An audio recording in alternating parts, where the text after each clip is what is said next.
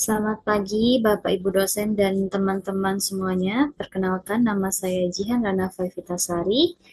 Nomor induk mahasiswanya 2403010200072 dari kelas AK204 Program Studi Akuntansi PJJ S1.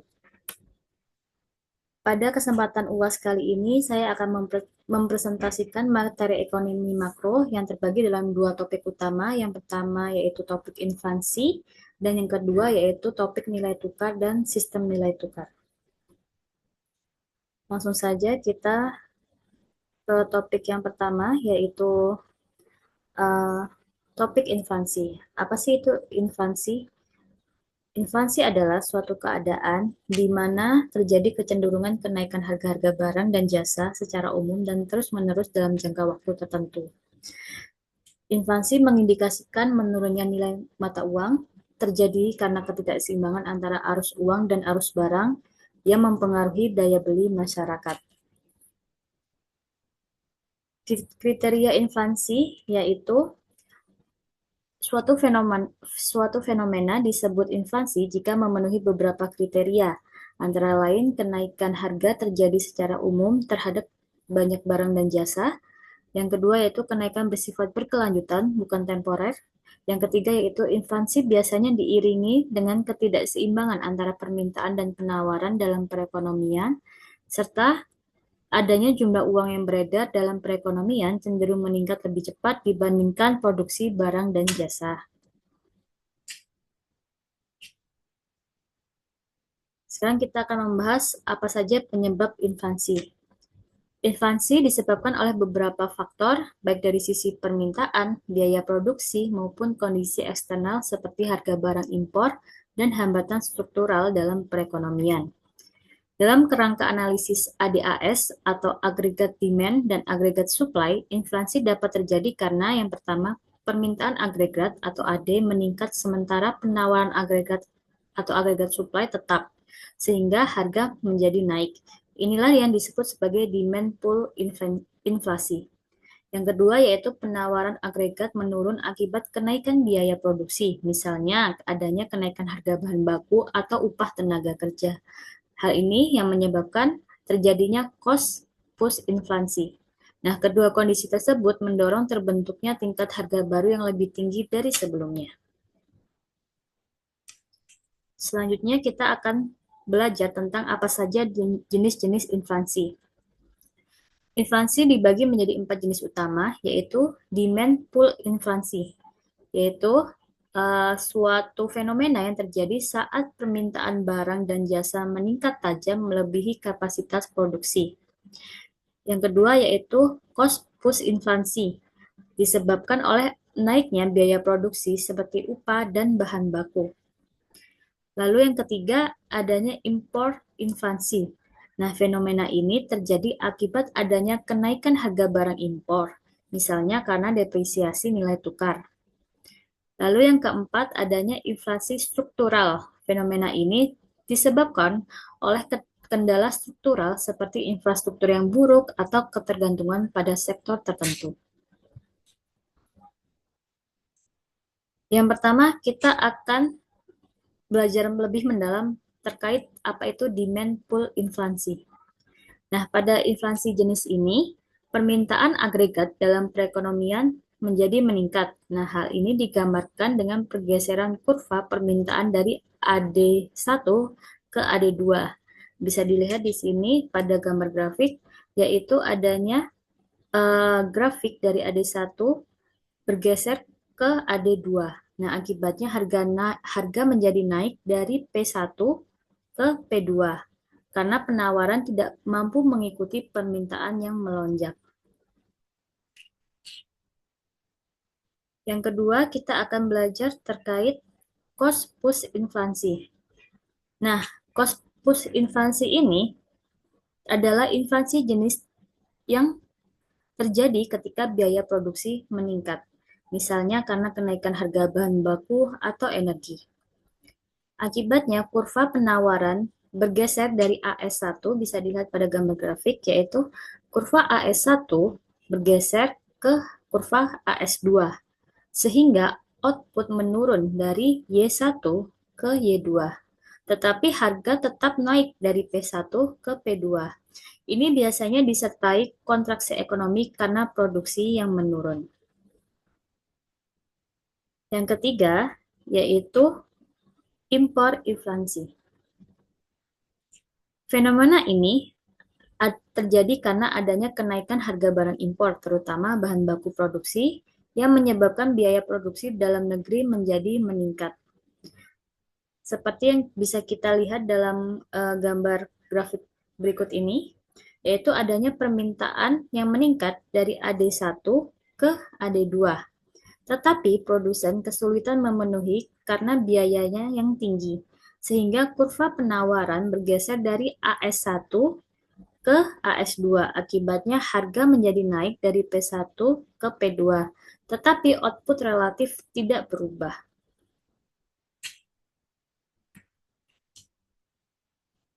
Yang terakhir yaitu inflasi struktural.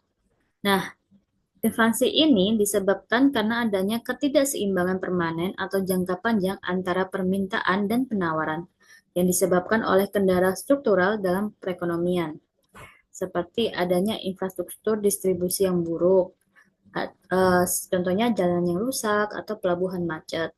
Yang kedua, adanya sistem logistik dan transportasi yang tidak efisien. Yang ketiga, adanya ketergantungan pada sektor primer pertanian yang rentan terhadap cuaca. Yang keempat, adanya struktur pasar yang oligopolistik sehingga produsen bisa mengatur harga. Dan yang kelima, yaitu keterbatasan teknologi dan produktivitas di sektor produksi. Di sini bisa kita lihat pada gambar grafik ilustrasi inflasi struktural antara permintaan versus penawaran.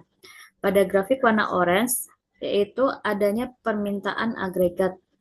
Dan yang grafik orange warna lebih tua yaitu penawaran agregat, di mana permintaan agregat cenderung semakin naik, sedangkan penawaran agregatnya cenderung semakin menurun dari tahun ke tahun.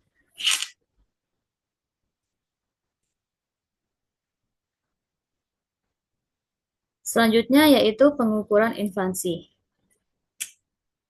Inflasi dapat diukur melalui 3 indikator, yaitu yang pertama IHK atau Indeks Harga Konsumen.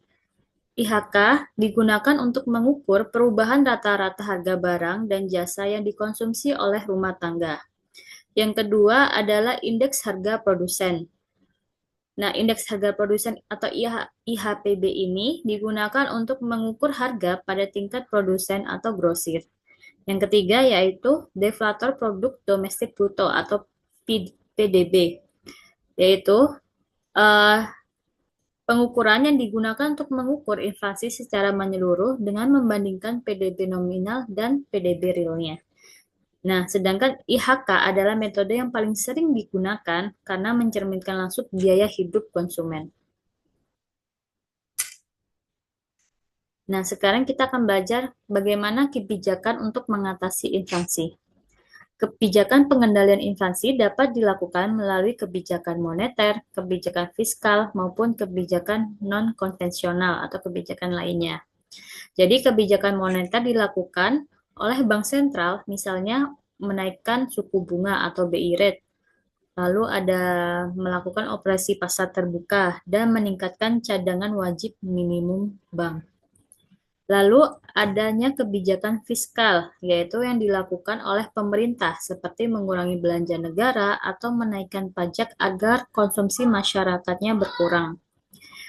Dan yang terakhir yaitu kebijakan lainnya atau kebijakan non-konvensional seperti pengendalian harga, lalu pengendalian pemberian subsidi oleh pemerintah, atau memperbaiki distribusi barang agar tidak terjadi kelangkaan yang mendorong harga naik. Sekarang kita akan belajar bagaimana menghitung indeks harga konsumen. Berikut adalah contoh soalnya. Misalnya diketahui indeks harga konsumen pada tahun 2023 adalah sebesar 125. Sedangkan pada tahun sebelumnya indeks harga konsumen di tahun 2022 adalah sebesar 120. Lalu kita disuruh untuk menghitung berapa inflasi yang terjadi selama 1 tahun ini. Nah, rumus inflasi yaitu inflasi sama dengan IHK tahun ini dikurangi IHK tahun lalu dibagi IHK tahun lalu dikali 100%. Jadi kita dapat mengetahui inflasinya yaitu 125 dikurangi 120 dibagi 120 berat, dikali 100%. Dan kita mendapatkan angka inflasi sebesar 4,17%. Artinya terjadi kenaikan harga rata-rata sebesar 4,17% dalam 1 tahun. Nah, itu tadi topik yang pertama terkait inflasi. Sekarang kita akan belajar topik yang kedua, yaitu terkait konsep nilai tukar dan sistem nilai tukar. Nah, kita akan masuk dalam definisi nilai tukar. Nilai tukar atau exchange rate adalah harga satu mata uang dalam satuan mata uang lain. Nilai tukar sangat penting karena mempengaruhi harga ekspor dan impor, arus modal, serta stabilitas ekonomi suatu negara. Ada dua jenis nilai tukar. Yang pertama yaitu nilai tukar nominal. Artinya, nilai tukar nominal adalah kurs yang berlaku di pasar valuta asing. Dan yang kedua adalah nilai tukar real, yaitu kurs nominal yang telah disesuaikan dengan perbedaan tingkat harga antara dua negara yang mencerminkan daya saing suatu negara tersebut. Lalu kita akan belajar sistem nilai tukar. Terdapat 3 sistem nilai tukar, yaitu yang pertama fixed exchange rates, kedua floating exchange rates, dan yang ketiga managed float. Yang pertama yaitu fixed exchange rate atau kurs tetap, yaitu ditentukan dan dipertahankan oleh Bank Sentral atau di Indonesia yaitu Bank Indonesia. Bank Sentral mempertahankan nilai tukar dengan intervensi pasar falas dan mengelola cadangan devisa.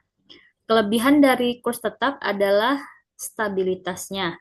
Lalu kekurangannya adalah borosnya cadangan dalam bank dan rentan tekanan yang eksternal. Lalu yang kedua ada floating exchange rates atau kurs mengambang. Nilai tukar bebas ditentukan oleh pasar. Kelebihan dari kurs mengambang ini adalah adaptif dan bersifat adaptif terhadap kondisi ekonomi. Sedangkan kekurangannya adalah bersifat fluktuatif, yaitu beresiko bagi negara-negara berkembang termasuk Indonesia. Yang ketiga yaitu managed float. Managed float merupakan kombinasi antara kurs tetap dan kurs mengambang, serta adanya intervensi dari bank sentral bila diperlukan. Karakter dari managed float yaitu bersifat tidak kaku dan berfungsi untuk mencegah gejolak ekstrim.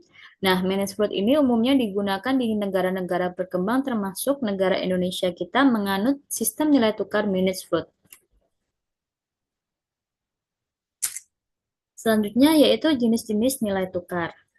Nilai tukar nominal menunjukkan berapa mata uang domestik yang dibutuhkan untuk memperoleh satu unit mata uang asing.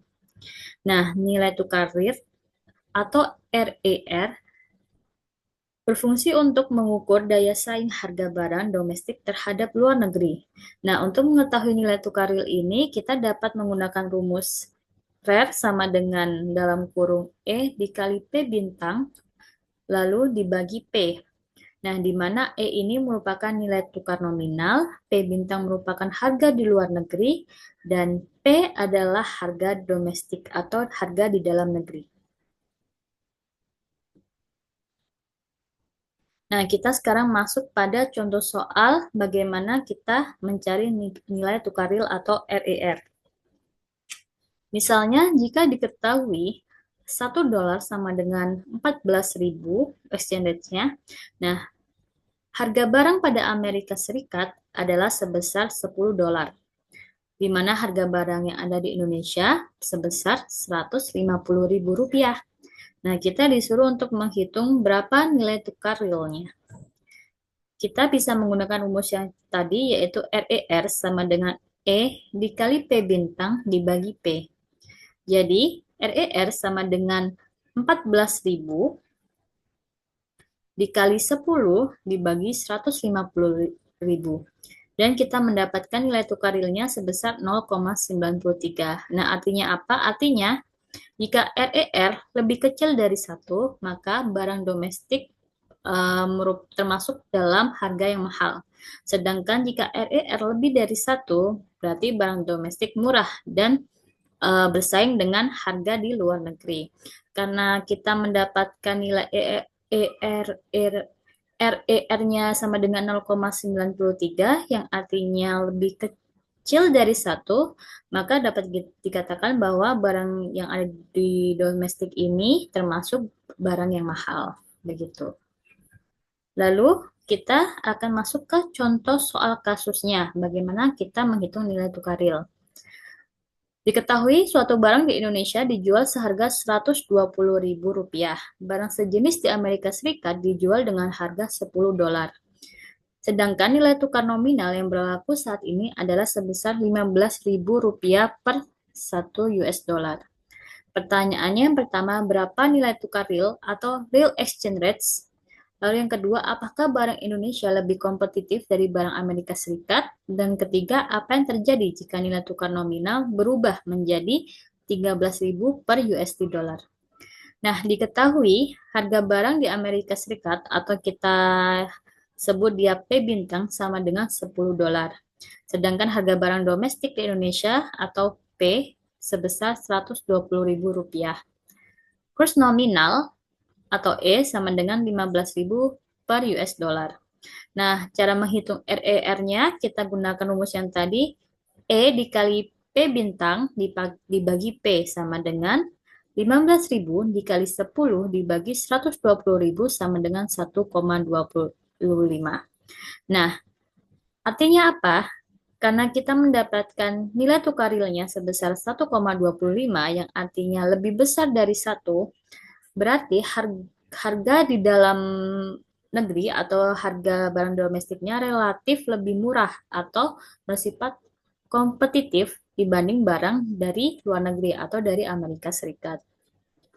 Nah, jadi barang Indonesia lebih kompetitif dan berpeluang meningkatkan ekspor. Yang ketiga yaitu apa yang terjadi jika nilai tukar nominal berubah menjadi 13.000 per US dollar? Jika kurs berubah menjadi 13.000 per US dollar, maka kita menggunakan rumus yang tadi yaitu RER sama dengan E dikali P bintang dibagi P. Sama dengan 13.000 dikali 10 dibagi 120.000 sama dengan kita mendapatkan nilai tukar realnya sebesar 1,08.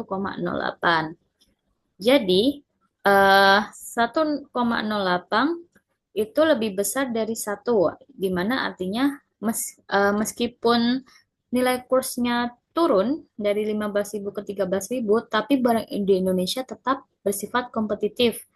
Nah, tapi keunggulannya berkurang karena harganya relatif naik. Nah, jadi itu tadi pembelajaran kita mengenai topik inflasi dan sistem nilai tukar. Semoga bermanfaat bagi teman-teman semuanya. Terima kasih sudah menyimak. Sampai jumpa.